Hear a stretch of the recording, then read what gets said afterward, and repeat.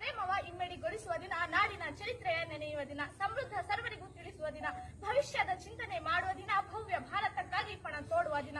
ಇಂದು ಸ್ವತಂತ್ರವಾಗಿ ಸಂಭ್ರಮ ಸಡಗರದಿಂದ ಈ ದಿನವನ್ನು ಆಚರಿಸಲು ಮುಖ್ಯ ಕಾರಣ ನಮ್ಮ ಹಿರಿಯರು.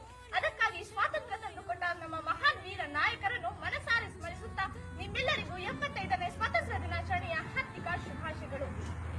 ಭಾರತಕ್ಕೆ ವ್ಯಾಪಾರಕ್ಕೆಂದು ಬಂದ ಬ್ರಿಟಿಷರು ಇಲ್ಲಿನ ಅಪಾರ ಸಂಪತ್ತನ್ನು ನೋಡಿ ಇಲ್ಲಿಯೇ ಉಳಿದುಕೊಳ್ಳಬೇಕೆಂಬ ದುರಾಸೆಯಿಂದ ಎಲ್ಲ ಸಂಸ್ಥಾನಿಕರನ್ನು ಆಳರಿಸರನ್ನು ಸದೆ ಬಡಿಯುತ್ತಾ ಇಡೀ ಭಾರತ ದೇಶವನ್ನು ತಮ್ಮ ಸ್ವಾಧೀನಕ್ಕೆ ತೆಗೆದುಕೊಳ್ಳಲಾರಂಭಿಸಿದರು.